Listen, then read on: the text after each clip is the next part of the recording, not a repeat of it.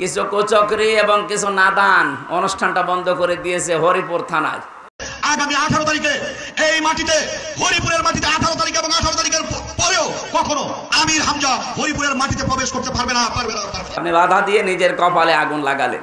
কিছু কুচক্রী এবং কিছু নাদান অনুষ্ঠানটা বন্ধ করে দিয়েছে হরিপুর থানায়।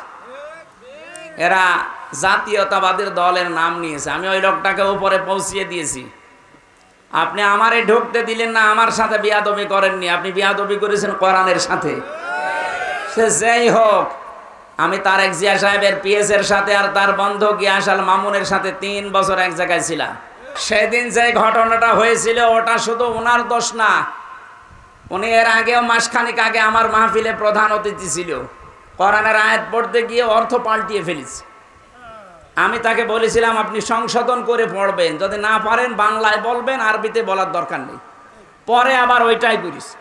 আমি ওই সময় সংশোধনের জন্য, কারণ কোরআন শরীফ উল্টা পাল্টা পড়লে তার ইমান চলে যায়, কারণ অর্থ পাল্টিয়ে যায়। উনি উল্টা বুঝে আমারে ওই দিন রিয়াক্ট করিস। জায়গাটা মিটে গেছে। আমি বললাম উদ্বুদ্ধ করার জন্য যে আপনি কোরআন শরীফ শুদ্ধ করে পড়েন, কাজ হবে। এটা ওনার আর আমার বিষয়। আর চামচাগিরি করতে যে আপনার জীবনটা আপনি নষ্ট করলেন। কোরআনের বিরুদ্ধে যারা ডাইরেক্ট ইনডাইরেক্ট লেগেছে, আল্লাহ একটাকেও ছাড়ে নাই। আমি তো এখন দেখতে পাচ্ছি একটাকেও আল্লাহ ছাড়ে নাই। আর আমি ছোট মানুষ, বয়স কম, ছোট হুজুর, এই কারণে ওরা কিছু মনে করে না। আরে ভাই, আমি মানুষ ছোট, আমার হাত অনেক উপরে আছে, আমার আল্লাহর সাথে লাইন আছে। মুসাফির অবস্থায় আছি, মাজলুম অবস্থায় আছি, বড় দোয়া করতে বাধ্য করবেন না। আপনি কোরআনের এই আলোচনাটা এতদিন ওদের সব কমপ্লিট বন্ধ করে দিলেন কোন কারণে? কোরআনের অনুষ্ঠানে যারা কোরআনের প্রচারে বাধা দেয়, কোরআন জানিয়েছে তারা জারজ সন্তান। আপনি কি আপনার জন্ম নষ্ট করে ফেললেন? আপনার বাবা হয়তো আপনাকে জন্ম দিয়েছিল, কিন্তু কোরআনের পেছনে লেগে নিজের জন্ম এখন বিতর্কিত করে ফেললেন। আমি সত্যিই কিন্তু জানিয়েছি এই যে কোরআন আমার সামনে। আমি অপু ভাইকে বলেছি তারেক জিয়া পিএস এর সাথে, যে এইরকম একটা লোক সেদিন বক্তব্য দিয়েছে, এটা বিএনপির লোক না, এটা একটা ক্যান্সার। আমরা সবাই মজলুম ছিলাম ওই 14 দল বাদ দিয়ে। আমার ব্যক্তিগত কারণে না, কোরআনের কারণে আমি সংশোধনী দিয়েছিলাম। আপনি উল্টা দিকে নিয়ে গেলেন কোন কারণে? বলে আমারে পাগল বলা হয়েছে। আপনি পাগলই, আপনি পাগল না তো কি বলেন তো? আপনি যদি জ্ঞানী মানুষ হতেন, আমি একজন আলেম, শুধু বাংলাদেশ না বিশ্বের বহু দেশে কোরআনের দাওয়াত নিয়ে যাচ্ছি। আপনি সম্মানার্থে ওই দিন থেকে লজ্জা করে আরো শিখে আমাকে জানাতে পারতেন। আপনি উল্টা পাল্টা পড়ে কোরআনের অর্থ পাল্টিয়ে ফেললেন, নিজের ইমানটা নষ্ট করে ফেললেন। কি পড়ে কলিল্লাহুম্মা লিল্লাহ, কি আন্দাজে বলে? আল্লাহর কোরআন শরীফকে আপনাকে ইয়ারকি মারার জন্য দিয়েছে। আপনি পড়তে পারেন না, পড়বেন না। আপনি বাংলা শিক্ষিত মানুষ, বাংলায় বলেন, ইংরেজিতে বলেন, ওইটাই শিখ। আপনি আরবিতে পড়তে গিয়ে অক্ষর উচ্চারণ করতে পারেন না। শেষে আমি বসে আছি, আল্লাহ আমারে ধরবে না, যাই ও পড়তেছে, তুই ঠিক করে দিলি। আমি আমার বাঁচার জন্য করেছিলাম, আপনি উল্টা দিকে নিয়ে কোরআনের পেছনে লাগলেন যে উনি যেন আসতে না পারে। কি হবে আপনার ওখানে না গেলে? আমার আল্লাহর জমিন কি সংকীর্ণ নাকি? বলেন, এদেশ থেকে যদি কথা বলতে নাও দেয়, আজহারের মতো আজহারি এখন সারা বিশ্বে কোরআন ছড়াচ্ছে। জালেমরা মনে করেছিল ওরা দেশ থেকে তাড়িয়ে দিলে মনে হয় বন্ধ হয়ে যাবে। আমি কয়েকদিন আগে সিঙ্গাপুর, মালয়েশিয়া, থাইল্যান্ডে ছিলাম। বিভিন্ন দেশে এখন মানুষ তাকে নিয়ে যাচ্ছে কোরআনের কথাগুলো শোনার জন্য। এক দরজা বন্ধ হয়ে গেলে 1000 দরজা আল্লাহ খুলে দেবে। হরিপুর বাংলাদেশে একটা থানা, এরকম 630টা থানা আছে। একটা থানা বন্ধ হলে আরো 629টা থানা বাংলাদেশে বাকি আছে। আর এ দেশও যদি নষ্ট হয়ে যায়, এ দেশের পরিবর্তে এখনো 257টা দেশ আছে পৃথিবীতে। আর সব চাইতে বড় দেশ হচ্ছে বাংলাদেশ। এর চাইতে আমেরিকা 59 ডবল। টের পাচ্ছেন? এরকম বাংলাদেশ 59টা চূড়া দিলে যত বড় হয়, এক আমেরিকা একই এত বড়। ওই দেশে যদি আমি এই যে কয়েকদিন আগে ভিসা পেয়ে গেছি, প্রসেসিং চলছে, যদি চলে যায়, বলেন তো আমার যদি 100 বছরও হায়াত থাকে, তো এই দেশের মতো 59টা দেশ সারা জীবন কোরআন প্রচার করলে শেষ করা যাবে? আপনি বাধা দিয়ে নিজের কপালে আগুন লাগালেন। আমি আজ কয়েকদিন পরে দেখা হবে ঢাকাতে, যে আমি সব খুলে বলবো যে এই লোকটা একটা ক্যান্সার, একে যেন দলে রাখা না হয়। এ থাকলে বিএনপির আরো বদনাম হবে। মাদ্রাসার মাহফিলে 4-5 দিনে ওনারা ওইটা বাদ দেওয়ার কারণে কি একটা অ্যাকশন নিয়েছিল। আমার মনে হয় জালেম যারা পালিয়ে গেছে তারা ওই অ্যাকশন নিত না। মনে হচ্ছে যে মস্তানি করার আর জায়গা পাচ্ছে না, আমির হামজাকে নরম পেয়েছো।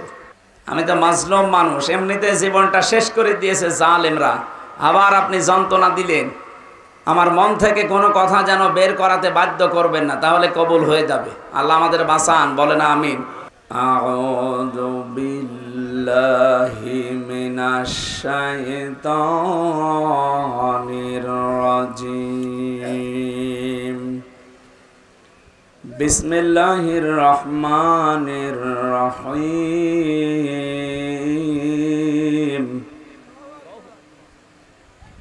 ইন্নাল ইনসানা খুলিকা হালুআ ইযা মাসসাহু শাররু জাযুআ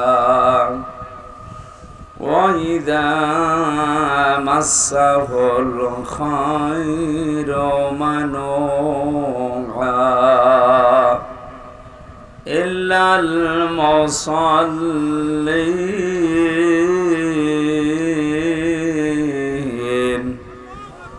আল্লাযীনা হুম আলা সালাতিহিম দাঈমুন।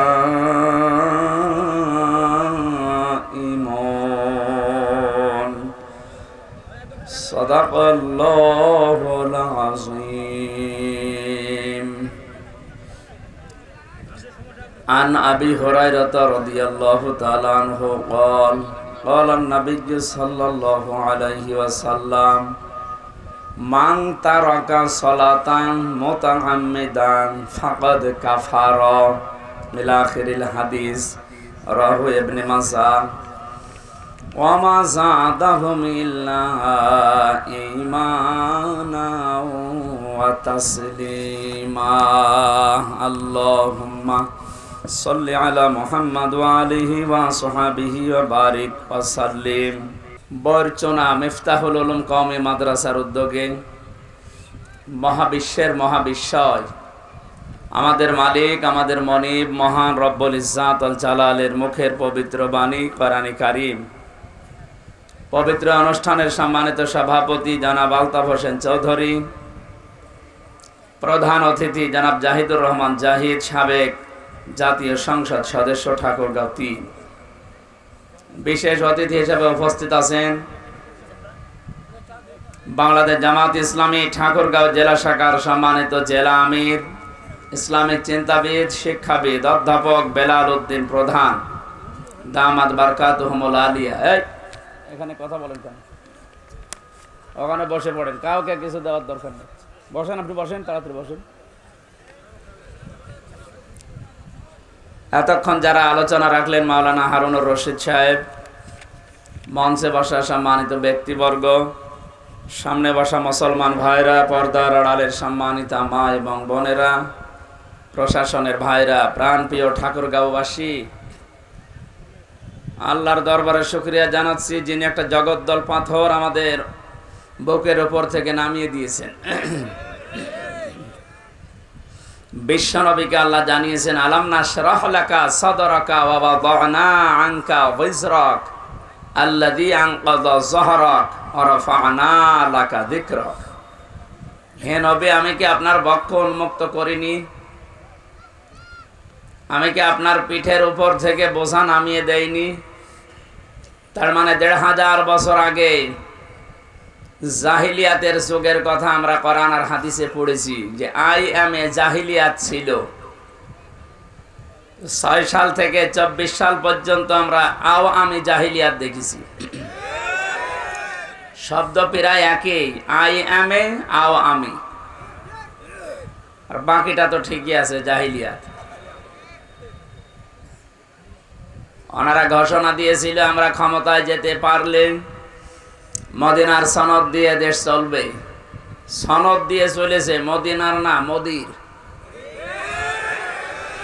মদিনার সনদ বাদ দিয়ে চালিয়েছে মোদির সনদ। এখানে যে বিশাল পাথর ছিল আমাদের বুকের উপরে, আমাদের এই কণ্ঠনালী পর্যন্ত চেপে ধরেছিল। এই যে কথা বলা, এই যোগ্যতা আমাদেরকে দিয়েছেন যিনি পালিয়েছে উনি না, মানে এদেশে যাই হয়তো সবই তো বলতো আমি দিয়েছি, এ মোবাইল কে দিয়েছে। আমার মনে হয় এই সমস্ত কথা শয়তান শুনতো আর মনে মনে হাসতো যে কি গো, একটা কথা হইল, বাবার টাকা দিয়ে মোবাইল কিনে আর বলে মোবাইল আমি দিয়েছি। খালাকাল ইনসান আল্লামাহুল বায়ান, আল্লাহ বলেন মানুষ আমি বানিয়েছি আর মানুষকে কথা বলার শক্তি আমি দিয়েছি।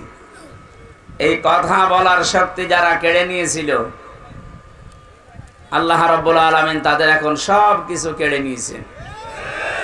আন্তর্জাতিক অপরাধ ট্রাইব্যুনাল বানিয়ে বহু মানুষকে বিনা কারণে আপনি দুনিয়া থেকে বিদায় করেছেন। আজকে দেখতে পাচ্ছেন সেই ট্রাইব্যুনালে গণহত্যার দায়ে অন্তত আজকে 13 জন আসামি হাজির করা হয়েছে। আসলটা তো পালিয়ে আছে। ইন্টারপোলের মাধ্যমে শুনলাম নিয়ে আসার চেষ্টা আছে। ডক্টর ইউনূস কালকে ঘোষণা দিয়েছে যেভাবেই হোক আমরা ফিরিয়ে নিয়ে আসবো। এমনি অনেক করছেন মুরব্বী মানুষ, ও কি করবে মানে বয়স 84 না 94 বছর হলেও জাতে মাতাল তালে ঠিক আছে। একবার বলেছিল না যে পদ্মা সেতু থেকে শুধু এই একটু চোবাবো, সেই কথা ওনার মনে আছে। আমাকে চোবাতে চেয়েছো, আমি কিভাবে চোবাই দেখো। ডোনাল্ড ট্রাম্প আসার কারণে অনেক মানুষ একটু গর্ত থেকে মুখ বের করেছিল যে চলে এসেছি মানে আর 24 সালের 5 আগস্টের আগে দেশ আর নেই। 24 সালের 5 আগস্ট পার হয়ে এখন সে অক্টোবর নভেম্বরের 18 তারিখ চলছে। অনেক পরিবর্তন হয়ে গেছে। এ জাতিকে আর আপনি উল্টা পাল্টা দিয়ে দাবিয়ে রাখতে পারবেন না। বিশ্বের মানুষকে এখন বিভিন্ন জায়গায় কথা ছড়াচ্ছে যে আমি নির্বাচিত ছিলাম, আমাকে উৎখাত করা হয়েছে। এটা ডাহা মিথ্যা কথা। আমার মনে হয় 20 শতাব্দীর সবচাইতে বড় মিথ্যাচার এইটা। আপনি নির্বাচিত ছিলেন, এটাকে যদি ঘোড়া কেউ বলেন ঘোড়াও হাসবে। এটা কথা বললেন, কিসের নির্বাচিত? এ 15 বছরে তো নির্বাচনই হয়নি। ঠাকুরগাঁওবাসী বলেন তো, যে বিষয়ের মাধ্যমে মানুষ নির্বাচিত হয় ওর নাম নির্বাচন। ওর নাম কি? নির্বাচন না হলে আপনি নির্বাচিত হলেন কি করে? তার মানে এই কথাটা মিথ্যা কথা। এই মিথ্যা কথা ছড়িয়ে মানুষের সিম্পেথি পাওয়ার জন্য বিশ্বের মোড়লদের আপনি পাবেন না। কারণ তামাম দুনিয়া জানে যে 15.5 বছরে এদেশে গণতন্ত্র ছিল না, এদেশে নির্বাচন হয়নি, আপনি নির্বাচিত নয়। এই মিথ্যা ছড়িয়ে আমাদের দেশের বদনাম যেন আর না করা হয়। কারণ বিশ্বের মানুষ ভাববে বাংলাদেশে যারা বাস করে এর মতো মনে হয় মিথ্যা কথাই বলে। কি আমি রমজানে উমরায় ছিলাম, মদিনা থেকে একটা গাড়ি ভাড়া করলাম। এক লোকের বাড়ি ওনার মদিনাতে, স্থানীয় বাসিন্দা। বললাম ভাই আমি বদরে যাব, আমারে নিয়ে চলেন। ওনার যে ভাষা ওই দিয়ে বললাম ইয়া আখি, হে ভাই আমি যেতে চাই, সাহাব চলেন আপনি। উনি আমারে বলছে ইয়া হাজিউল হজ্জা তাই না বিলাদুকা, হাজি দেশ কোথায়? যে তুমি বাংলাদেশ। যেই বলেছি বাংলাদেশ বলছে হারামি।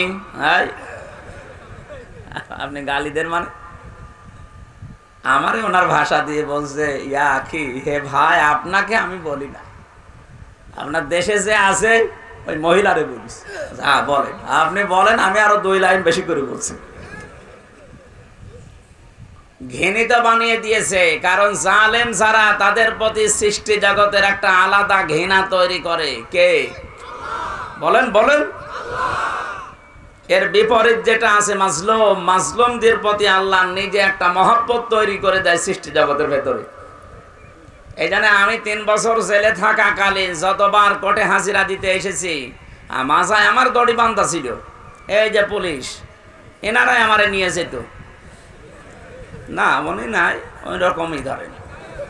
যখন দেখতাম কান্নাকাটি করতো আদালত চত্বরে, অনেক মহিলা 1-1.5 কিলোমিটার শুধু দৌড়িয়েছে প্রিজন ভ্যানের পেছনে। বলছো হুজুর কোনো চিন্তা করবেন না, আমরা বিশ্বাস করি আপনি এই দোষ করেননি। তারা কান্নাকাটি করতো, সিম্পিতি দেখাতো। এটা তৈরি করে দিয়েছে কে? আর এখন ওনারা কোর্টে উঠতেছে। আজকে পলক সাহেবকে দেখলাম বছর দোয়া করেন। কিসের দোয়া? আপনি দোয়া মানেন? হ্যাঁ, আপনি দোয়া করতে বলেন মানে কিসের দোয়া করবো আপনার জন্য? আপনি দোয়ায় বিশ্বাস করেন না। যারা আজ উঠতেছে আপনি তাদের দিকে তাকান, কি নজরে তাকাচ্ছে মানুষ তাদের দিকে, কত টিটকারি মস্কারা, এবং কেউ কেউ পচা ডিম মারতেছে। এমনকি আমার কুষ্টিয়ার একজন ইনু, ওই মানুষকে আমার মনে হয় এলাকায় ওরা নুনু বলে ডাকে। হাসানুল হক ইনু বলে না, বলে হাসানুল হক নুনু। ওই হর্ষায় বাদ দিয়ে দৈন্তন্য ওষুধ দিয়ে দিয়েছে। ওনারে একজন দেখলাম একটা লাথি দিয়েছে। সম্মানিত ভাইরা, আমি যেটা বোঝাতে চাচ্ছি, এই মিথ্যা কথা ছড়িয়ে এই দেশকে বিশ্বের সামনে আর মিথ্যাবাদী প্রমাণ করবেন না। আপনার উপরে আমাদের এই দাবিটা আছে। কোনো কথাই তো শোনেননি 15.5 বছরে, এটা অন্তত রাখেন। কারণ আপনি একটা হাসি মানুষ, মিথ্যা কথা বললে কেমন হয় না? আল্লাহ বলেন আমি নির্বাচিত করেছি তোমাদেরকে। নির্বাচিত করেন কে? কি পদ্ধতিতে নির্বাচন? বলেন বলেন।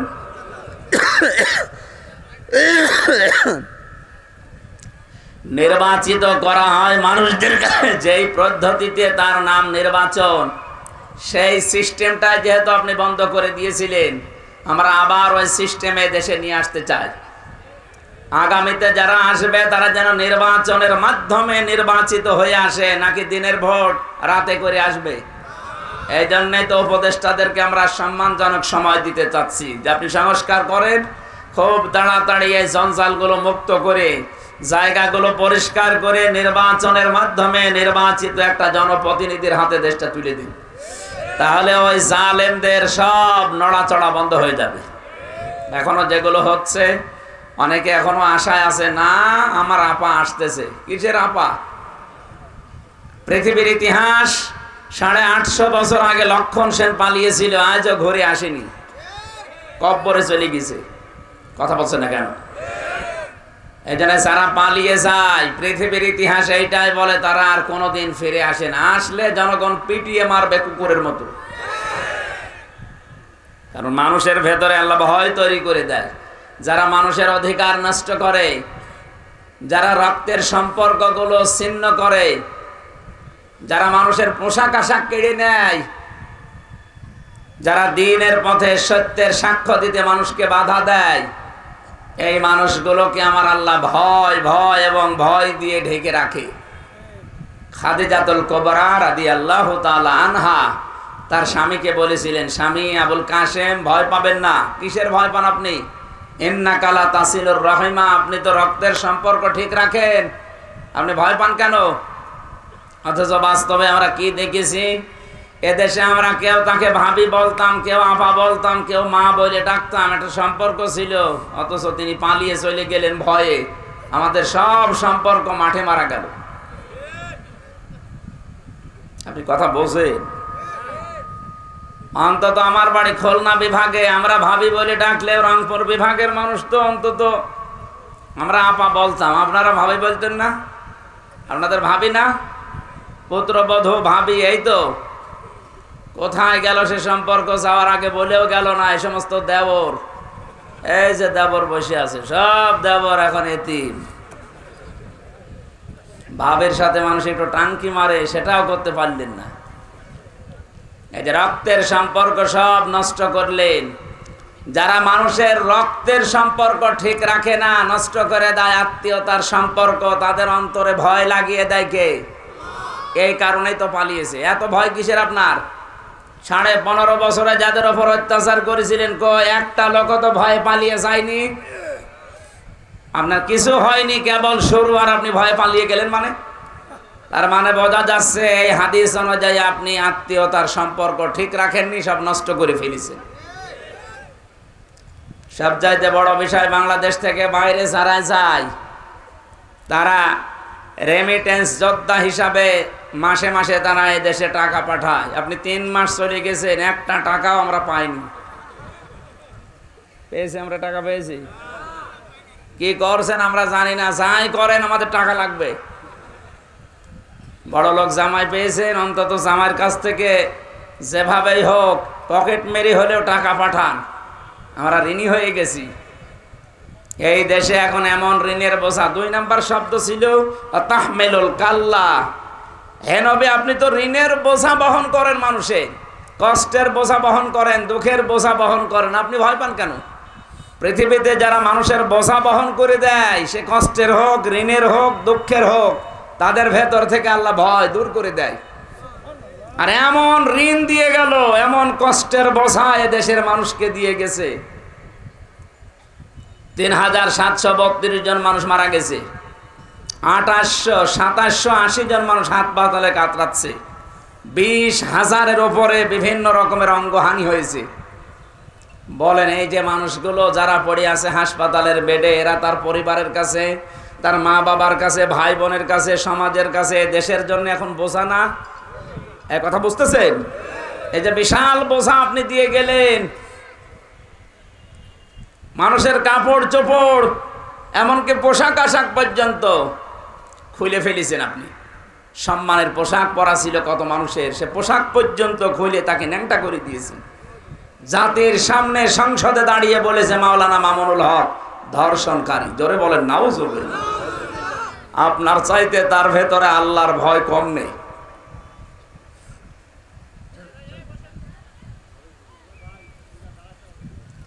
অতঈনু আলা নাওয়াইবিল হক, আপনি সাহায্য করবেন হককে প্রতিষ্ঠার জন্য, করেননি। হক আরো যেন বিদায় হয় সেই ব্যবস্থা করে ফেলেছিলেন। এই জন্যই যত রকমের ভয় আল্লাহ মানুষের উপরে চাপিয়ে দিয়েছে।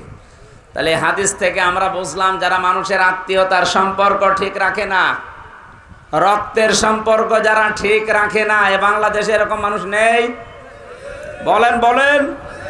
এখানেও কত মানুষ বসে আছে যারা নামাজ পড়ে 5 ওয়াক্তের জায়গায় 6 ওয়াক্ত তাহাজ্জুদ মিলে, রোজা রাখে, হজ করে এসেছে, দান সাদগাও করে, কিন্তু আপন ভাইয়ের সাথে কথা বলে না।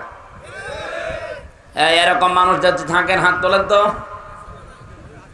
ও, এই এলাকা তো সব ভালো মানুষ বাস করে, আমি জানতাম না।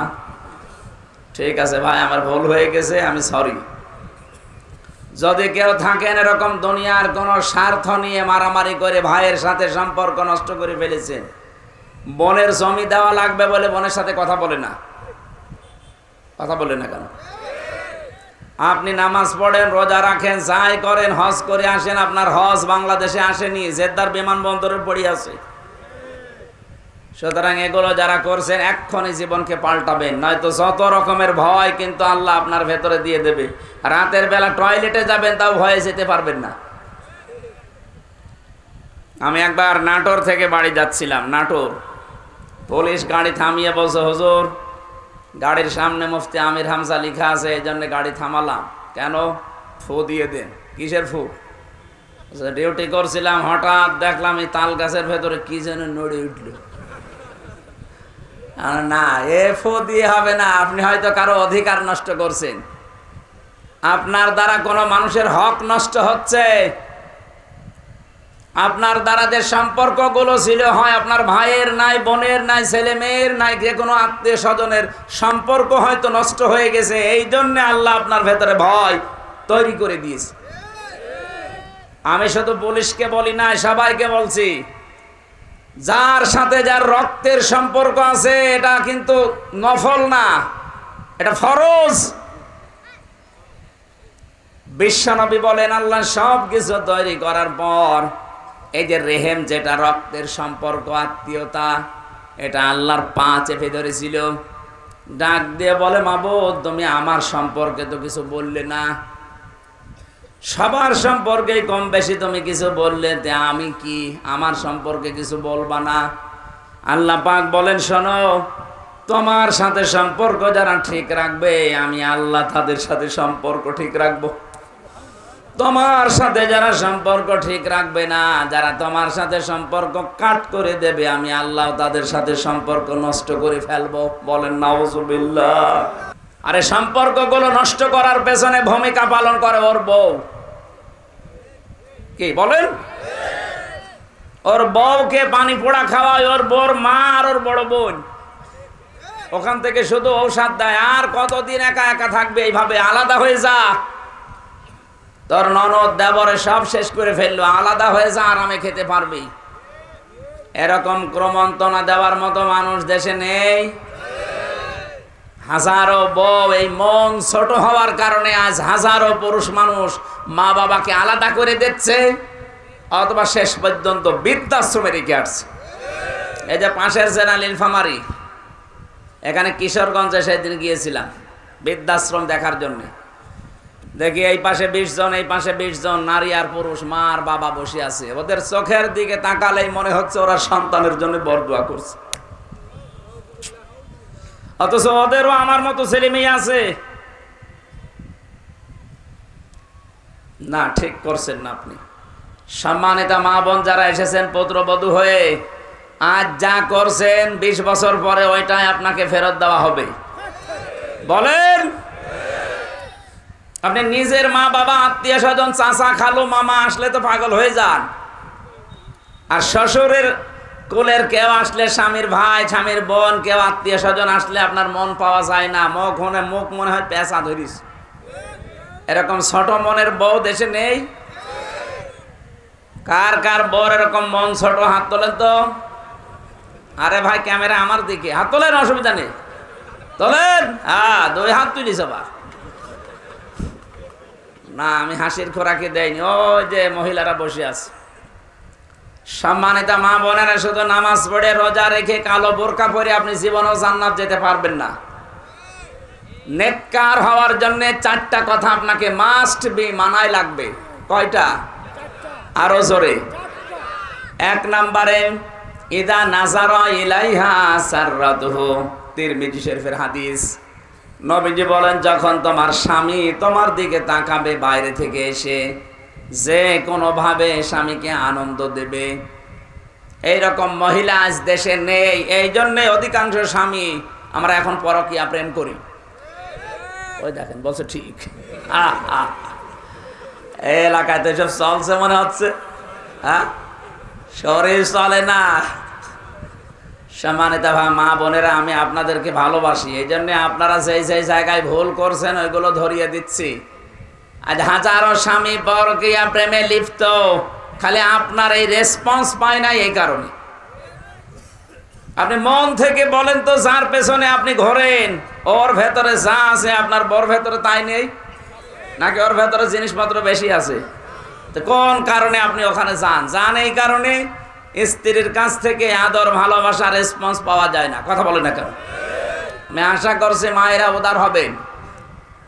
2 নম্বরে, ওয়াইদা গাবা আনহা হাফিজাতুহু, স্বামী যখন বাইরে থাকবে, সে শহর হোক আর গ্রাম হোক, স্বামী যখন বাড়ি থেকে বাইরে চলে যাবে কর্মজীবনের জন্যে, নেককার স্ত্রীর গুণাবলী হচ্ছে নিজের স্বামীর সম্পদ, সন্তান, নিজের ইজ্জত, আবরু, সম্ভ্রম, এগুলো নিজে যেন হেফাজত করে রাখে। ফাতেমাতুজ জাহরা রাদিয়াল্লাহু তাআলা আনহার আগে একজন কাঠুরিয়ার স্ত্রী জান্নাতে যাবে। হযরতে ফাতেমা যে উঠের উপরে চড়ে জান্নাতে যাবে, ওই উঠের দড়ি ধরে নিয়ে যাবে আগে, কারণ উঠ তো একা একা চলে না, দড়ি ধরে নিয়ে যাওয়া লাগে। ফাতেমা তো বসে আছে উঠের পিঠের উপরে, দড়ি ধরে যেই মহিলা জান্নাতে সর্বপ্রথম প্রবেশ করবে তার নাম জামিলা। এই মেয়েটার জীবনে আমি কয়েকটা কাজ পেয়েছি। তার 1 নম্বরে, সে তার স্বামীর হুকুম ছাড়া নিজের বাইরে কোনোদিন যায়নি। সুবহানাল্লাহ বলতে পারেন না? এরকম মহিলা তো এখন ঘরে ঘরে নেই। স্বামী বাইরে যেতে দেরিও মনে হচ্ছে দিন পেয়েছে। কত রকমের উল্টা পাল্টা কথা চালাচ্ছে মোবাইলে, বিভিন্ন লাইনে। কত মানুষকে বাড়িতে নিয়ে এসে প্রেম নিবেদন করছে, বলেন নাউজুবিল্লাহ। দেবর সম্পর্কে গ্রাম অঞ্চলে এই আমলটা নেই। দেবর সম্পর্কে খুব হুঁশিয়ার থাকা লাগবে। বাইরের মানুষের চাইতে দেবরের দ্বারা ক্ষতি হওয়ার সম্ভাবনা বেশি। বলেন না কেন? সাহাবী প্রশ্ন করলেন, হে নবী, দেবর আর দোলা ভাই এই 2টা সম্পর্কে আপনি কি বলেন? বিশ্বনবী বললেন, দেবর হচ্ছে মরণের মতো। মরণকে মানুষ যেভাবে ভয় পায়, মেয়েরা যেন দেবরকে ওইভাবে ভয় পায়। অথচ আজ অনেকে সহজ করতে করতে উদারতা দেখাতে দেখাতে নিজের দেবরকে বলে এটা আমার ছোট ভাই। এমন ভাবে চলতেছে, আরে ভাই আপনার ছোট আপন ভাই, জীবনে আপনি আপন ভাইয়ের সাথে বিয়ে করতে পারবেন? কথা বলেন। দেবরের সাথে কি করে ছোট ভাই হইল? ইয়ার কি মারা জায়গা পান না ইসলামের নিয়ম নিয়ে? এটা আল্লাহর বিধান। দেবর যদি ছোট ভাই হবে, নিজের আপন ছোট ভাইয়ের সাথে যেমন বিয়ে করা কখনো সম্ভব না, অথচ দেবরের সাথে আমরা দেখি 2 সন্তানের মা পালিয়ে গেছে। তার মানে এটা শয়তানি। আশা করছি এই বিষয়টা খুব সেনসিটিভ। কখন কোন দুর্ঘটনা ঘটে যায় শেষে আর কিন্তু উঠে আসবে না। দেবর সম্পর্কে সবচাইতে বেশি সচেতন থাকা লাগবে। 3 নাম্বারটাই বলার জন্য আমি হাদিসটা পড়েছি। বিশ্বনবী বলেন, ওয়া তুইনু আলা দীনি যাওজাতিহা, তোমার স্বামীকে দ্বীনের পথে চলার জন্য উদ্বুদ্ধ করবা, সাহায্য করবা, পেছন দরজা দিয়ে তাকে ঠেলা দিবা। তোমার স্বামী যদি মানবতার পক্ষে কাজ করে, দিন প্রসারে দিন কায়েমের জন্য যদি বাইরে থাকে, তাকে সময় দেওয়ার জন্য উদ্বুদ্ধ করবা, তাকে সময় দেওয়ার জন্য সাহায্য করবা, বারবার বাধা দিয়ে তার কাজের গতি মন্থর করে দিবা না। অথচ হাজারো স্ত্রীর কারণে স্বামী মানবতার জন্য, ইসলামের জন্য কাজ ঠিক মতো করতে পারে না। কথা বলেন না কেন? 4 নাম্বারটা বড় কঠিন বিষয়। আল্লাহর নবী জানিয়েছেন, এই পৃথিবীতে স্বামী যেটা পছন্দ করে ওটা যদি জায়েজ হয়, নেককার স্ত্রী হলে মাস্ট বি, জীবন চলে গেলে ওইটা পছন্দ করা লাগবে। আমি নিজে স্বামী, যত স্বামী এখানে বসে আছি সবার পক্ষ থেকে আমি বলছি, মেয়েরা এসেছে না, সম্মানিত মা বোনেরা, আপনাদেরকে বলছি আমি নিজে স্বামী হিসাবে, সব স্বামীর পক্ষ থেকে আমি নিজে সহ যত স্বামী আমরা এখানে বসে আছি, প্রতিটি স্বামী মন থেকে চায় বিয়ের পরে যেন আমার মা বাবা আমার সাথে থাকে। আমি খেয়ে থাকি না খেয়ে থাকি, আমার সাথে থাকবে। কথা বলে ঠিক কিনা? 100 জনের 95টা পরিবারে আজ বউরা এটা চায় না, নাকি বেশি বলে ফেললাম? আমার কুষ্টিয়ার এক চেয়ারম্যান সাবেক, উনি খুলনায় গেছে কাজকর্ম করার পরে রাত 10:30টায় গেছে ছেলের বাড়িতে। কলিং বেল টিপ দেওয়ার পরে ছেলে এসেছে, ডাক দিয়ে বলে, আব্বা তুমি এত রাতে?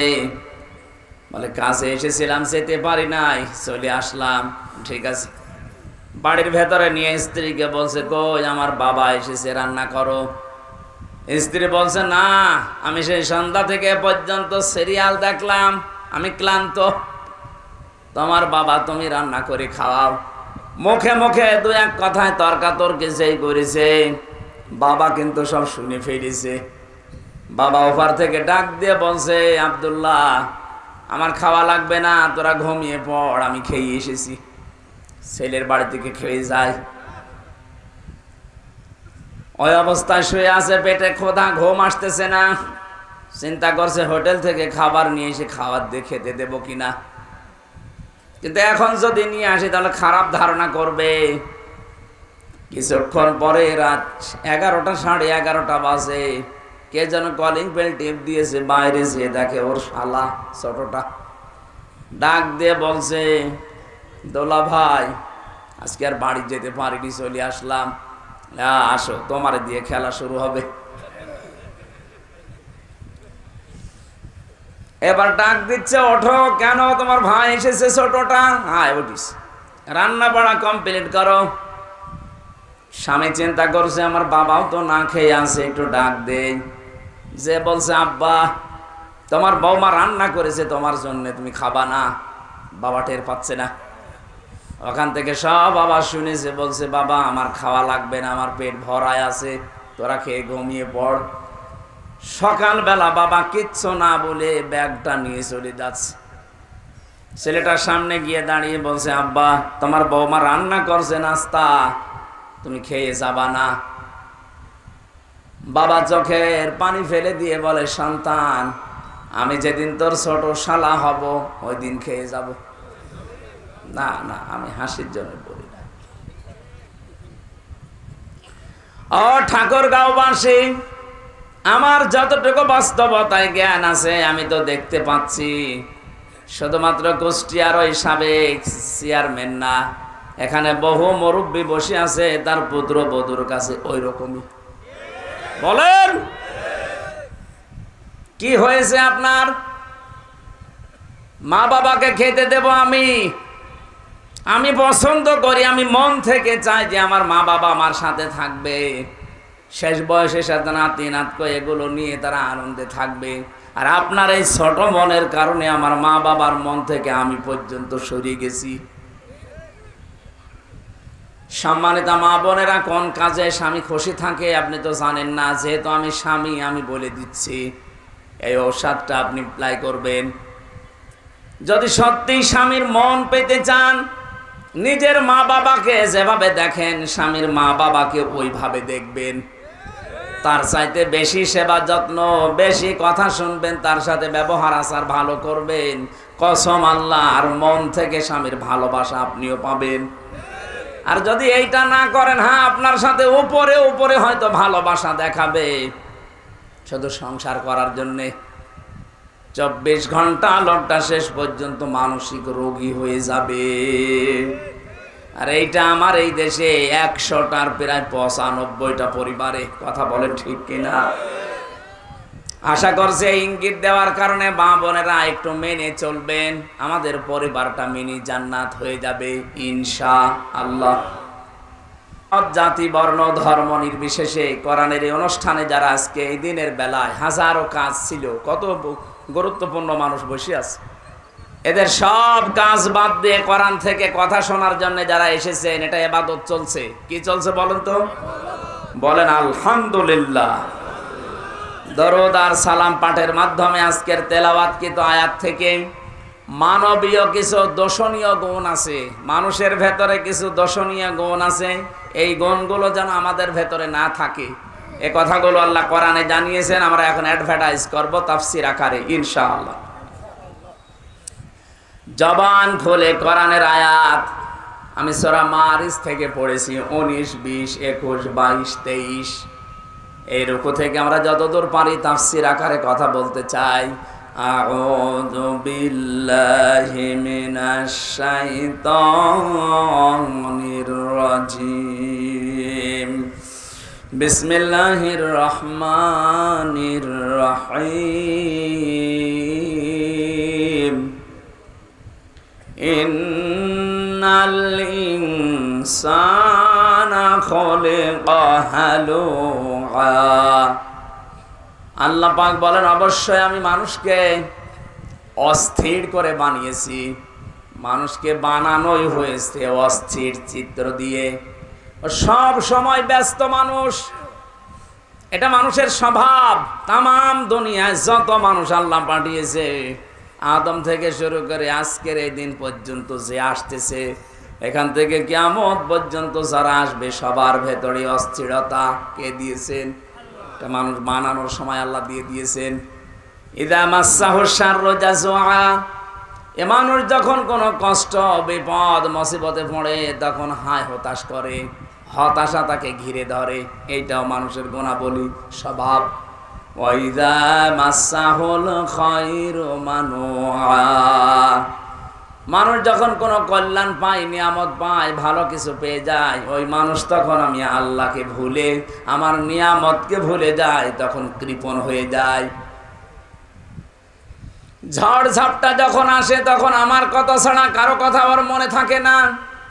যখন ঝড় থেমে যায়, যখন জলোচ্ছ্বাস থেমে যায়, এই মানুষগুলো নির্দ্বিধায় আমি আল্লাহকে ভুলে বিভিন্ন সৃষ্টির প্রশংসায় রত হয়ে যায়।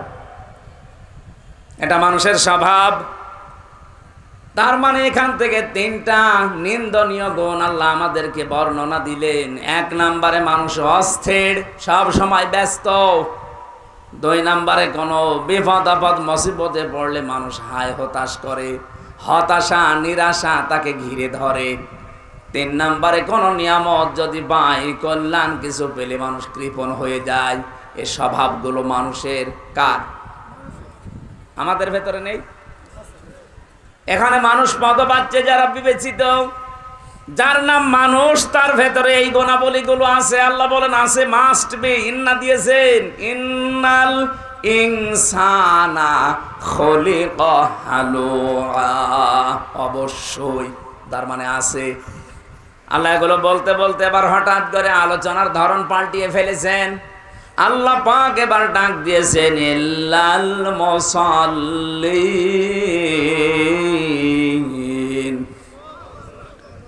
দুনিয়ার মানুষেরা এই গুণগুলো দুনিয়ায় সবার ভেতরে আছে, কিন্তু মুসল্লি যারা, তাদের ভেতরে এই গুণ নেই। কাদের ভেতরে? প্রশ্ন আসতে পারে, আমরা কি মুসল্লি না? আমরা নামাজ পড়ি না? হ্যাঁ, নামাজ পড়ি। এখন নামাজ যারা পড়েন তারা যেহেতু মুসল্লি, কোন নামাজি আল্লাহ এর পরে বর্ণনা দিচ্ছেন, আল্লাযীনা হুম আলা সালাতিহিম দাইমুন। ওই মুসল্লির ভেতরে এই গুণগুলো থাকবে না, যেই মুসল্লি নিয়মিত সদা নামাজ পড়ে। আমরা বাংলাদেশের সাথে দেখবেন যে মানুষগুলো সত্যিই নিয়মিত নামাজে মুসল্লি, আর নামাজের পরে 12টা শিক্ষা আল্লাহর পরবর্তীতে দিতে চেয়েছেন। এই মানুষগুলো যদি এই শিক্ষাগুলো দুনিয়ায় অর্জন করতে পারে, অবশ্যই আমার আল্লাহ তাকে এই নিন্দনীয় এই গুণগুলো থেকে বাঁচিয়ে রাখবেন। জোরে বলেন সুবহানাল্লাহ। এটা আল্লাহর রহমত তার উপরে। আপনি এবার মিলান তো আপনার ভেতরে এগুলো আছে কিনা। আপনি তো নামাজ পড়েন দেখি, আপনি নামাজ পড়েন 5 ওয়াক্তের জায়গায় 6 ওয়াক্ত তাহাজ্জুদও পড়েন, আপনি নফল নামাজ পড়েন, সুন্নাত পড়েন, ওয়াজিব পড়েন। এবার দেখেন আপনার ভেতরে গুণ আছে। আপনি অস্থির সব সময় ব্যস্ত নাকি? আপনি 2 নম্বরে আপনাকে বিপদ আপদ আসলে, মুসিবত আসলে আপনি হায় হতাশ করেন, আপনি অস্থির হয়ে পড়েন, আপনি হতাশা, আর মনে হয় এ সূর্য উঠবে না, এরকম করেন নাকি? আমি মুসল্লি দেখেছি আমার জীবনে, আমিরে জামাত ডাক্তার শফিকুর রহমানকে, তিনিও মুসল্লি, আমিও মুসল্লি। মাওলানা মামুনুল হক আমার সাথে ছিল জেলখানায়, তিনিও মুসল্লি। মানুষ হিসাবে আমরা 2 জন এক জায়গায় ছিলাম, উনি ছিলেন 4 তলায়, আমরা ছিলাম 2 তলায়। আমরা 2 জনের ভেতরে 3টা বছরে বহু হতাশা চলে এসেছিল মানুষ হিসাবে। ওই লোকটাও তো মুসল্লি, ওরা তো আমাদের মতো নামাজ পড়ে, কিন্তু আল্লাহ মুসল্লির যে গুণাবলী দিচ্ছেন, যারা মুসল্লি এই মানুষগুলোকে হতাশা ঘিরে ধরতে পারে না, তারা অস্থির চিত্ত হয় না, তারা নিয়ামত পেলে কৃপণ হয়ে যায় না। এত বড় বড় বিপদ তার মাথার উপরে গেছে, কোনোদিন আমি তাকে অস্থির দেখিনি। সব সময় শান্ত নির্মল চিত্ত নিয়ে চলাফেরা করে। থোড়ায় কি আর কিছু মনেই করছে না, ছেলে সেল খাটতেছে, বউ অসুস্থ হয়ে পড়ে আছে, দলীয় নেতা কর্মীগুলো পালিয়ে পালিয়ে বেড়াচ্ছে, 1 দিন 2 দিন না, 15 বছর। হতাশা তো ঘিরে ধরা দরকার তাকে, অথচ তার মুসল্লি হওয়া এমন পর্যায়ে পৌঁছিয়েছে, কোনো হতাশা চেহারার ভেতরে নেই। মনে হচ্ছে আমার চাইতেও বেশি স্বাভাবিক। আমাকে আরো মাঝে মাঝে আরো টিপস দিতেও, কিসের হতাশা কাজ করে। মুসল্লিদের ভেতরে তো হতাশা আসার কথা না। দুনিয়া সব যদি একদিকে হয়ে যায়, আমি যেহেতু মুসল্লি, আল্লাহ পাক এই গুণ আমাকে দিয়েছে, আমি মুসল্লি, আমার ভেতরে হতাশা আসতে পারবে না। আরে ভাই, দুনিয়া তো দুনিয়ায়, এটা ধোকার জায়গা। আমাল হায়াতুদ দুনিয়া ইল্লা মাতাউল গুরুর। এই পৃথিবীর জমিনটা ধোকা, আসল জীবন তো ওইটা যাকে আল্লাহ জাহান্নাম থেকে বাঁচিয়ে জান্নাত দিয়ে দিয়েছে। উনি আমাকে জেলখানায় বলেছিলেন, হামজা, দিনের পথে চলতে গিয়ে সারা পৃথিবীর মানুষকে আমি দিনের কথা বলি, দিনের কথা ছড়াই, আমার কথা শুনে শুনে মানুষ দিনের পথ পেয়ে জান্নাতে চলে গেল। আমি যদি জান্নাতি হতে না পারি, তা আমার জীবন ব্যর্থ। কোরআনে কারিমে আল্লাহ আমাদেরকে সতর্ক করছেন, ফামাঙ্গে সুহসিহানিন নার ওয়া উদখিলাল জান্নাতা ফাকাদ ফাজ। মানুষের জীবন তো সফল ওই লোকটা যাকে আল্লাহ জাহান্নামের কাজগুলো আস্তে আস্তে ছেড়ে দেওয়ার তৌফিক দেয় আর জান্নাতের কাজগুলো আস্তে আস্তে করার তৌফিক দান করে। আপনার জীবন সফল হবে তখন যখন আপনি বেশি দিন ক্ষমতায় থাকতে পারবেন। হ্যাঁ, কথা জবাব দেন না কেন? আপনার জীবন সফল তখন যখন পুরা ঠাকুরগাঁও আপনার নামে লিখে দেওয়া হবে। বলেন, আপনার জীবন সফল তখন যখন 2000 বছর আপনি হায়াত পেয়েছেন। না, বিশ্ব নবীর মতো এত বড় মহান মানব তিনি বেশি দিন দুনিয়ায় বাঁচেননি, মাত্র কয়েকদিন বেঁচে ছিলেন দুনিয়ায় 63 বছর। অথচ 63 বছরের ভেতরে তিনি এমন এমন কাজে আঞ্জাম দিয়েছে, শুধু 63 বছর না, কিয়ামত পর্যন্ত তার জীবনী আলোচনা চলবে, কোল কিনারা শেষ হবে না। আর আমাদের এক একজনের বয়স 74 বছর, কারো 76 বছর, কারো 84 বছর, কারো 99 বছর। মরে যাওয়ার সঙ্গে সঙ্গে মানুষ লানত দেয়। এমন জীবন আপনি কেন গঠন করেন?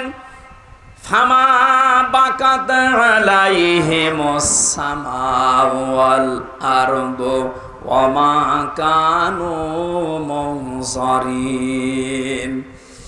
আল্লাহ পাক বলেন, এমন মানুষ দুনিয়া থেকে বিদায় নেয়, ওর জন্য আকাশেও কেউ কাঁদে না, জমিনেও কেউ আফসোস করে না, ওকে সময়ও দেওয়া হয় না।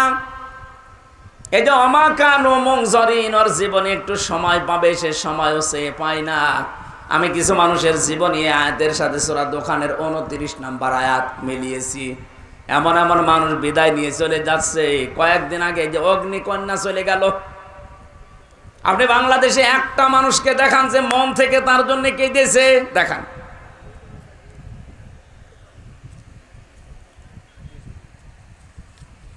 কি জিনিস কি? ঠিক আছে, আমাদের উচিত হচ্ছে এমন জীবন তৈরি করা যে জীবনে আসার সময় আমাকে দেখে মানুষ হেসেছিল, কিন্তু যাওয়ার সময় আমাকে দেখলে মানুষ যেন কান্দে। মানুষের ভেতরে এই সমস্ত গুণাবলীগুলো আল্লাহ দিয়েছেন, কিন্তু মুসল্লিরা এই গুণ থেকে, এই নিন্দনীয় দর্শনীয় গুণ থেকে মুক্ত থাকবে। তার মানে আমরা এখনো মুক্ত হতে পারিনি, আমরা কাঙ্ক্ষিত মানের মুসল্লি না, আমরা আন্দাজে নামাজ পড়ছি। আজকে থেকে সিদ্ধান্ত নেন, আপনার নামাজ এমন কায়দা শুরু হবে। হ্যাঁ, কয়েকটা পদ্ধতি আছে। আপনি এখন থেকে মাঝে মাঝে একটু লম্বা সেজদা দেবেন। এই 1.5 মিনিট, 2 মিনিট, 5 মিনিট না, আধা ঘন্টা, 1 ঘন্টা যদি সময় পান, 1-1.5 ঘন্টা একটা সেজদায় কাটিয়ে দেন। দেখেন পৃথিবীর ভেতরে আপনার সম্মান আল্লাহ আস্তে আস্তে বাড়াতে থাকবে। কারণ সেজদায় মানুষ যখন চলে যায়, ওই মানুষটা একেবারে আল্লাহর কুদরতি পায়ের কাছে চলে যায়। বলেন সুবহানাল্লাহ। কোরআনে কারীম জানিয়েছে, মানুষকে আল্লাহর কাছে যেতে চায়, ওয়াসজুদ ওয়াকতারিব। মানুষ যদি সত্যিই সেজদা দেয়, ওই সেজদার মাঝে মানুষ যেন আল্লাহর নিকটবর্তী হয়ে যায়। মানুষ এই যে ধনুক মারে, তীর ধনুক, ধনুক মারার সঙ্গে সঙ্গে দুইটা মাথা যেমন এক হয়ে যায়। মানুষ যখন সত্যিকারের সেজদায় যায়, ওই মানুষটা আল্লাহর একেবারে কাছে চলে যায়। আমাদের উচিত হচ্ছে সেজদার মাধ্যমে আল্লাহর কাছে যাওয়া। কোন মুসল্লিদের ভেতরে দোষণীয় নিন্দনীয় গুণ থাকবে না। আল্লাযীনা হুম আলা সলাতিহিম দায়িমুন। পৃথিবীর ময়দানে যারা নির্ধারিত সময়ে সদা নামাজের ভেতরে থাকে, তার মানে 5 ওয়াক্তের জায়গায় 2 ওয়াক্ত পড়ে, 3 ওয়াক্ত পড়ে না, এরকম না। আয়াতের তাফসিরে আমি আর একটা কাহিনী পড়েছি। বিশ্বনবী জানিয়েছেন, কোন মানুষ যদি নিয়মিত কোনো আমল করতে থাকে, আমলটা যত ছোট হোক, ওটা আল্লাহর কাছে সবচাইতে দামি। এই জন্য 5 ওয়াক্ত নামাজ আপনি মাঝে মাঝে পড়বেন, মাঝে মাঝে বাদ দেবেন না। নির্ধারিত করে নেন, যেটা আপনার জীবনে মাস্ট বি একটা কাজ। কোন মানুষ যখন ফরজ নামাজের সেজদা বাদ দিয়ে দেয়, তখন আল্লাহ বলেন, ওর দায়িত্ব আমি ছেড়ে দেই। বলেন নাউজুবিল্লাহ। আমি মুসলমানদের কাছে বিশেষ করে নামাজের কথা বলি না। এই ফ্যানটা একটু ঘুরিয়ে দেন এদিকে, ডানের দিকে। ঠিক আছে। কেন? কারণ মুসলমান দাবি করে যদিও নামাজ না পড়ে, তো কিসের মুসলমান বলেন? মান তারাকা সলাতান মুতাআম্মিদান ফাকাদ কাফারা। বিশ্ব নবী জানিয়েছেন যে লোকটা ইচ্ছা করে নামাজ ছেড়ে দিয়েছে ও কাফের হয়ে গেছে। এজন্য আমরা মুসলিম, আমরা যদি এখন কাফেরদের মতো নামাজের ওয়াজ করা লাগে তাহলে আমরা কি কাফের না মুসলমান? সুতরাং আমরা যেন মুসলমান দাবি যারা করি নামাজটা বাদ না দেয়।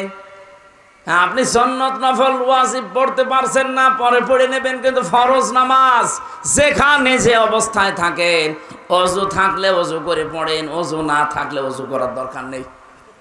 যদি সিস্টেম না থাকে যে ওযু করার জায়গা এখানে নেই, তায়াম্মুম করারও জায়গা নেই, বিনা ওযুতে বিনা তায়াম্মুমে আপনি আন্দাজে নামাজ পড়বেন। যদি মনে হয় যে কোন দিকে পশ্চিম জানি না, দরকার নেই পশ্চিম ঠিক করা, কোন দিকে কাবা শরীফ জানি না, কিছু লাগবে না, যেই দিকে মুখ আছে ওই দিকে আপনাকে নামাজ পড়া লাগবে। কারণ আপনার মনটা আল্লাহ চাই। কি চাই বলেন বলেন? আজকে থেকে সিদ্ধান্ত নিয়ে বাড়ি যাবেন যে আমি মুসল্লি হতে চাই।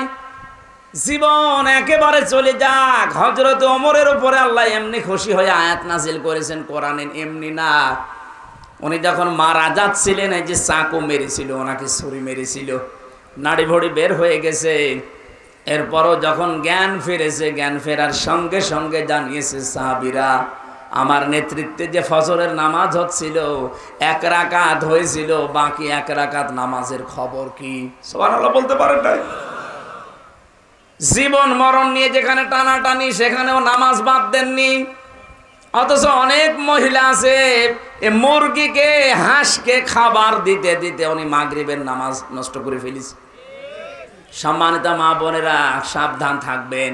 মেয়েদের সন্তান যখন দুনিয়ায় আসে, প্রথমে কিন্তু রক্ত না, পানি দেখা যায়। এই পানিটা আসার পরে যদি কোনো মহিলার নামাজের সময় হয়ে যায়, তোলার ভেতরে সন্তানের মাথা বিছিয়ে দিয়ে ওই মহিলাকে বলো নামাজ পড়তে। কত বড় গুরুত্বপূর্ণ বিধান আপনি লক্ষ্য করেছেন? মুসা নবীর জামানায় একবার একজন কামার এই যে লোহা পিটিয়ে সোজা করে, হযরতে মুসা ডাক দিয়ে বলে, রব্বুল আলামিন আমার সাথে জান্নাতে সাথী হবে এরকম একজন মানুষকে তুমি দেখাও। আল্লাহ বলেন যে বাজারে লোহা পিটিয়ে সোজা করে কামার, ওই কামার তোমার সাথে জান্নাতে যাবে। হযরতে মুসা বলে, আল্লাহ তুমি আর লোক পেলি না, একটা কামারের নাম বললে, কি করে সে এমন? আল্লাহ তাআলা বলেন, যাও দেখো তার কর্মজীবনটা লক্ষ্য করো। বাজারে গেলেন, দেখলেন একেবারে এক কোনায়, এই ঠাকুরগাঁও হরিপুরের বাজারে বা পীরগঞ্জের বাজারের একেবারে এক কোনাতে হাপড় টানছে, লোহা পূজা করছে, মগর তোলে লোহার উপরে মারে। এভাবে যখন একটা মারে লম্বা হয়, আবার উপরে তোলে মারে লম্বা হয়। আমাদের জামানায় যেমন আজান হলে জানি নামাজের সময় হয়ে গেছে, মুসা নবীর জামানায় 1 ওয়াক্ত নামাজ ফরজ ছিল। হয়তো নামাজের সিস্টেম ওই জামানায় একটা ছিল। যখনই নামাজের সময় হয়ে গেছে, সঙ্গে সঙ্গে এই মগরটা লোহার উপরে না পিটিয়ে পেছন দিক থেকে ফেলে দিয়ে নামাজে দাঁড়িয়েছে। হযরতে মুসা বলে, রব্বুল আলামিন আমি বুঝতে পেরেছি তুমি কেন সুসংবাদ দিয়েছো। এ লোকটা মগর দিয়ে লোহা পিটিয়ে তারপরে নামাজে যেতে পারতো, পেছন দিক দিয়ে ফেলে দিয়ে ও নামাজে দাঁড়িয়েছে। তোমার বিধান যে এত গুরুত্ব দিতে পারে, তাকে তুমি সুসংবাদ না দিয়ে পারো না। আমাদের জীবনে কিন্তু এখন আমরা কিছু পাইনি।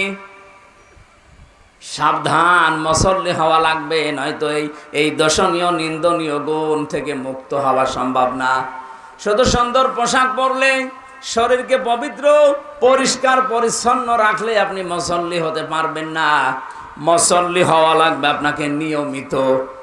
আজ কত কিছু আমরা চেহারার ভেতরে মাখতে থাকি, চেহারা যেন ঠিক থাকে।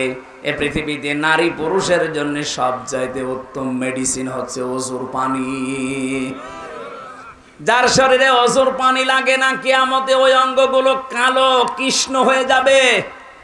যাদের শরীরের ভেতরে অজুর পানিগুলো স্পর্শ হয়, ধৌত হয়ে যায়, নবীজি বলেন কিয়ামতে এই জায়গাগুলো চমক দিতে থাকবে। এখানে ওযু করার সময় যতদূর পারেন এই হাতটা ধুয়ে নেবেন।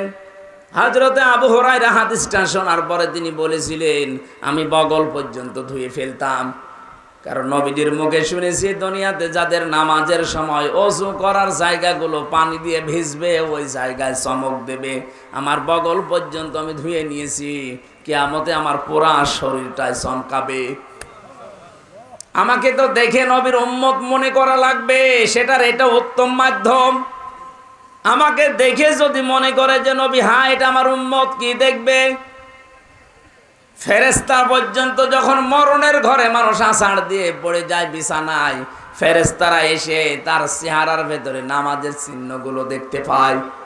সূরা নাহলের 32 নম্বর আয়াতে আল্লাহ দলিল দিয়েছেন, আল্লাযীনা তাতাওয়াফাহুমুল মালাইকাতু তাইয়্যিবিনা ইয়াকুলুনা সালামুন আলাইকুম উদখুলুল জান্নাতা বিমা কুনতুম তা'মালুন। বলেন আল্লাহু আকবার।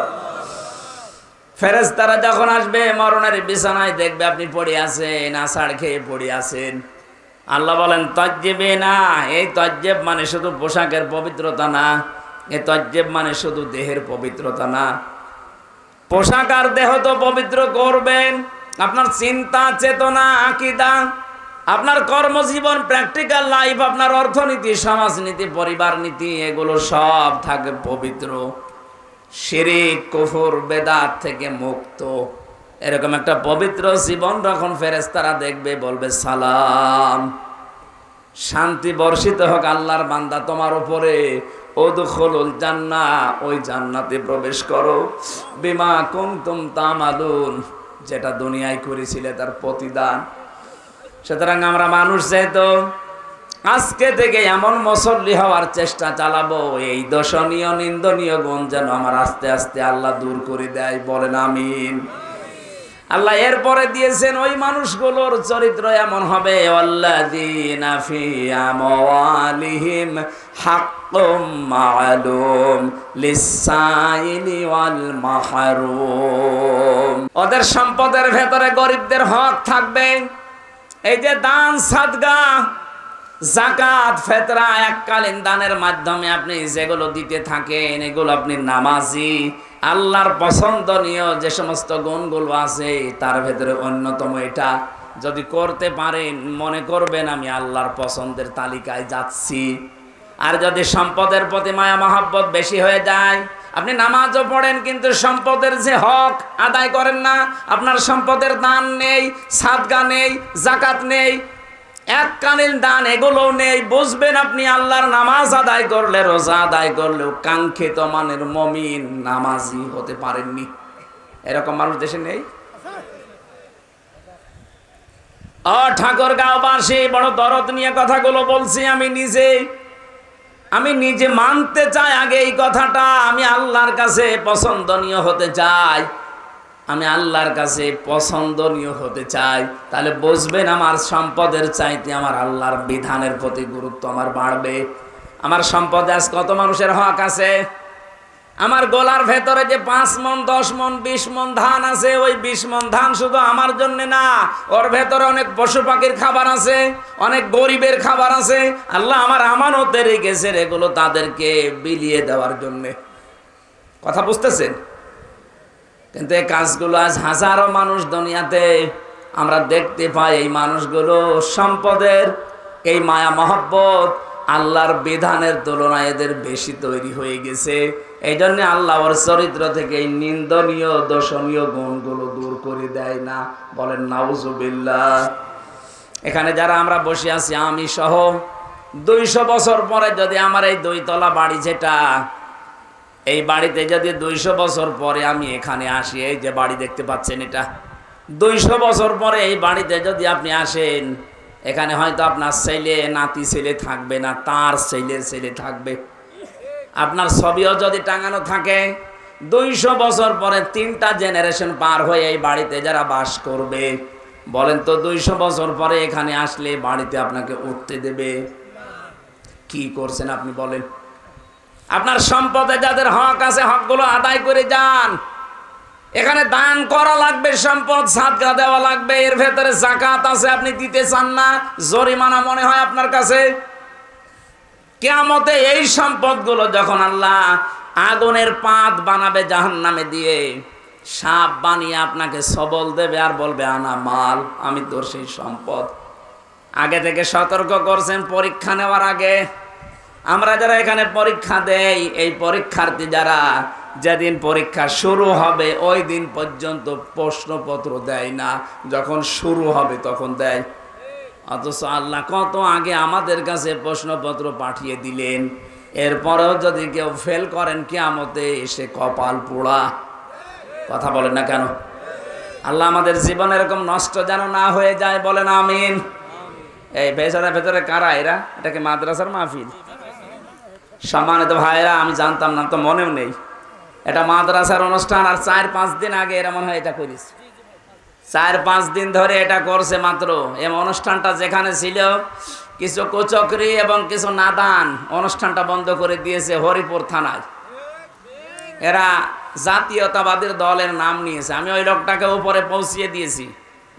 আপনি আমারে ঢুকতে দিলেন না, আমার সাথে বিয়াদবি করেননি, আপনি বিয়াদবি করেছেন কোরআনের সাথে। সে যেই হোক, আমি তারেক জিয়া সাহেবের পিএস এর সাথে আর তার বন্ধু গিয়াসাল মামুনের সাথে 3 বছর এক জায়গায় ছিলাম। আমি ওই লোকটার নাম সহ উপরে পাঠিয়েছি, আপনার দল করা বের করে দেবে। উনি কালকে হোয়াটসঅ্যাপে তারেক জিয়াকে জানাবে। ঠাকুরগাঁও জেলা সভাপতি বিএনপির কে আছে আমি জানি না। আমি বলেছি ভাই জেলা সভাপতিকে বলবেন সে যেন এই লোকটারে মাইনাস করে দেয়, এটা দলের জন্য ক্যান্সার। আমরা দল মত নির্বিশেষে বাংলাদেশে শুধু 14 দল বাদ দিয়ে সবাই আমরা মজলুম। এই কথা বলেন না কেন? সেদিন যে ঘটনাটা হয়েছিল ওটা শুধু ওনার দোষ না। উনি এর আগেও মাসখানিক আগে আমার মাহফিলে প্রধান অতিথি ছিল। কোরআনের আয়াত পড়তে গিয়ে অর্থ পাল্টিয়ে ফেলেছে। আমি তাকে বলেছিলাম আপনি সংশোধন করে পড়বেন, যদি না পারেন বাংলায় বলবেন, আরবিতে বলার দরকার নেই। পরে আবার ওইটাই করিস। আমি ওই সময় সংশোধনের জন্য, কারণ কোরআন শরীফ উল্টা পাল্টা পড়লে তার ইমান চলে যায়, কারণ অর্থ পাল্টিয়ে যায়। উনি উল্টা বুঝে আমার ওই দিন রিয়াক্ট করিস। জায়গাটা মিটে গেছে। আমি বললাম উদ্বুদ্ধ করার জন্য যে আপনি কোরআন শরীফ শুদ্ধ করে পড়েন, কাজ হবে। এটা ওনার আর আমার বিষয়। আর চামচাগিরি করতে যে আপনার জীবনটা আপনি নষ্ট করলেন। কোরআনের বিরুদ্ধে যারা ডাইরেক্ট ইনডাইরেক্ট লেগেছে, আল্লাহ একটাকেও ছাড়ে নাই। আমি তো এখন দেখতে পাচ্ছি একটাকেও আল্লাহ ছাড়ে নাই। আর আমি ছোট মানুষ, বয়স কম, ছোট হুজুর, এই কারণে ওরা কিছু মনে করে না। আরে ভাই আমি মানুষ ছোট, আমার হাত অনেক উপরে আছে, আমার আল্লাহর সাথে লাইন আছে। মুসাফির অবস্থায় আছি, মাজলুম অবস্থায় আছি, বর দোয়া করতে বাধ্য করবেন না। আপনি কোরআনের এই আলোচনাটা এতদিন ওদের সব কমপ্লিট বন্ধ করে দিলেন কোন কারণে? কোরআনের অনুষ্ঠানে যারা কোরআনের প্রচারে বাধা দেয়, কোরআন জানিয়েছে তারা যারও সন্তান। আপনি কি আপনার জন্ম নষ্ট করে ফেললেন? আপনার বাবা হয়তো আপনাকে জন্ম দিয়েছিল, কিন্তু কোরআনের পেছনে লেগে নিজের জন্ম এখন বিতর্কিত করে ফেললেন। আমি সত্যিই কিন্তু জানিয়েছি, এই যে কোরআন আমার সামনে। আমি অপু ভাইকে বলেছি তারেক জিয়া পিএস এর সাথে, যে এইরকম একটা লোক সেদিন বক্তব্য দিয়েছে, এটা বিএনপির লোক না, এটা একটা ক্যান্সার। আমরা সবাই মজলুম ছিলাম ওই 14 দল বাদ দিয়ে। আমার ব্যক্তিগত কারণে না, কোরআনের কারণে আমি সংশোধনী দিয়েছিলাম। আপনি উল্টা দিকে নিয়ে গেলেন কোন কারণে? বলে আমার পাগল বলা হয়েছে। আপনি পাগলই, আপনি পাগল না তো কি বলেন তো? আপনি যদি জ্ঞানী মানুষ হতেন। আমি একজন আলেম, শুধু বাংলাদেশ না বিশ্বের বহু দেশে কোরআনের দাওয়াত নিয়ে যাচ্ছি। আপনি সম্মানার্থে ওই দিন থেকে লজ্জা করে আরো শিখে আমাকে জানাতে পারতেন। আপনি উল্টা পাল্টা পড়ে কোরআনের অর্থ পাল্টিয়ে ফেললেন, নিজের ইমানটা নষ্ট করে ফেললেন। কি পড়ে কলিল্লাহুম্মা লিল্লাহ, কি আন্দাজে বলে? আল্লাহর কোরআন শরীফকে আপনাকে ইয়ারকি মারার জন্য দিয়েছে। আপনি পড়তে পারেন না, পড়বেন না। আপনি বাংলা শিক্ষিত মানুষ, বাংলায় বলেন, ইংরেজিতে বলেন, ওইটাই সেই। আপনি আরবিতে পড়তে গিয়ে অক্ষর উচ্চারণ করতে পারেন না। শেষে আমি বসে আছি, আল্লাহ আমারে ধরবে না, যাই ও পড়তেছে তুই ঠিক করে দিলি। আমি আমার বাঁচার জন্য করেছিলাম, আর আপনি উল্টা দিকে নিয়ে কোরআনের পেছনে লাগলেন যে উনি যেন আসতে না পারে। কি হবে আপনার ওখানে না গেলে? আমার আল্লাহর জমিন কি সংকীর্ণ নাকি? বলেন। এদেশ থেকে যদি কথা বলতে নাও দেয়, আজহারের মতো আজহারি এখন সারা বিশ্বে কোরআন ছড়াচ্ছে। জালেমরা মনে করেছিল ওরা দেশ থেকে তাড়িয়ে দিলে মনে হয় বন্ধ হয়ে যাবে। আমি কয়েকদিন আগে সিঙ্গাপুর, মালয়েশিয়া, থাইল্যান্ডে ছিলাম। বিভিন্ন দেশে এখন মানুষ তাকে নিয়ে যাচ্ছে কোরআনের কথাগুলো শোনার জন্য। এক দরজা বন্ধ হয়ে গেলে হাজার দরজা আল্লাহ খুলে দেবে। হরিপুর বাংলাদেশে একটা থানা, এরকম 630টা থানা আছে। একটা থানা বন্ধ হলে আরো 629টা থানা বাংলাদেশে বাকি আছে। আর এ দেশও যদি নষ্ট হয়ে যায়, এ দেশের পরিবর্তে এখনো 257টা দেশ আছে পৃথিবীতে। আর সব চাইতে বড় দেশ হচ্ছে বাংলাদেশ। এর চাইতে আমেরিকা 59 ডবল।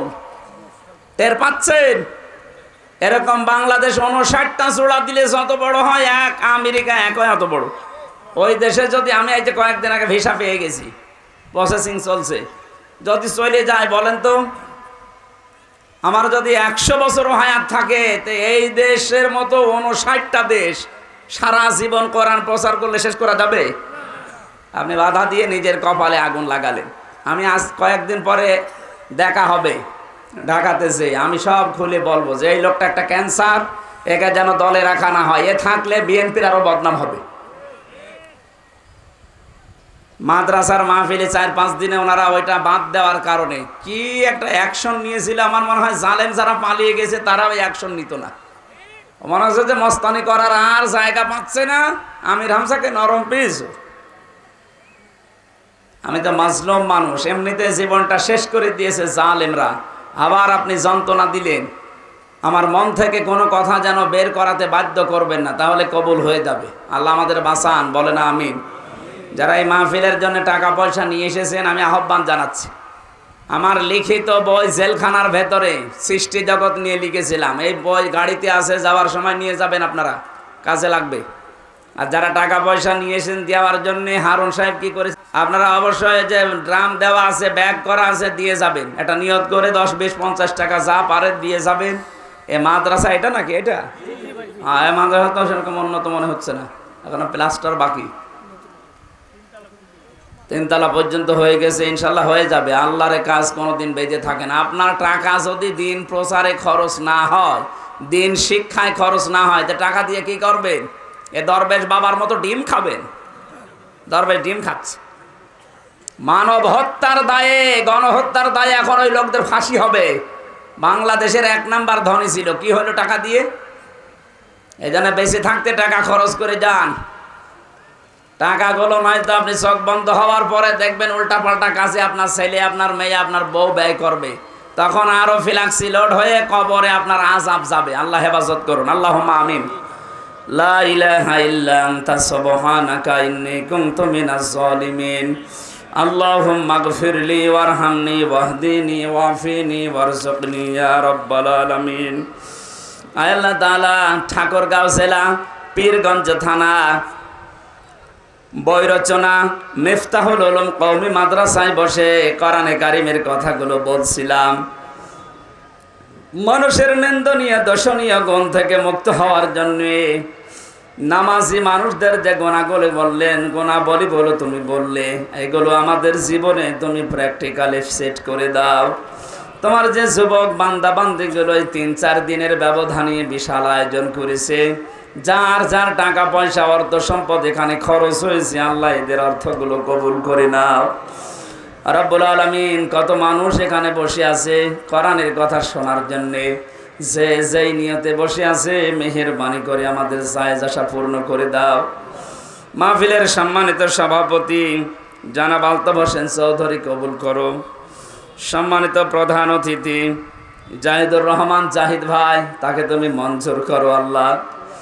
আল্লাহ তাআলা আমাদের মাথার মুকুট, আমাদের মাথার তাজ, আমাদের অভিভাবক, এ জেলার সম্মানিত জামাত ইসলামের আমির অধ্যাপক বেলাল উদ্দিন প্রধান, যে দায়িত্ব তার মাথার উপরে তুমি দিয়েছো, সততার সাথে পালন করার তৌফিক দাও।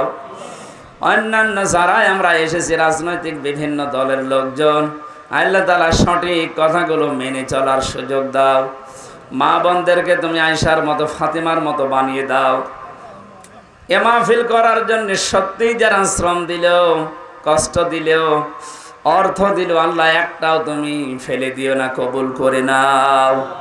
প্রশাসনের যে ভাইগুলো এসেছে, আল্লাহ নিজেদের বাবা মা, আত্মীয় স্বজন, স্ত্রী পুত্র ছেড়ে যারা বাংলার বিভিন্ন প্রান্তে দায়িত্ব পালন করে, এই প্রশাসনের উপরে আল্লাহ তোমার রহমত নাজিল করো। এদের শরীরকে সুস্থ রাখো, এদের এই ডিউটিটা তুমি ইবাদত হিসাবে মঞ্জুর করে নাও। আমার কণ্ঠটা তুমি ভালো বানিয়ে দাও, আমার শরীরটা সুস্থ করে দাও। আগামীতে এই অনুষ্ঠানটা কোরআনের জন্য আরো বড় করে কবুল করে নাও। আল্লাহ তাআলা চর্ম চোখে আমাদের দেখতে বড় স্বাদ জাগে, তোমার কালাম দিয়ে দেশটা চলছে।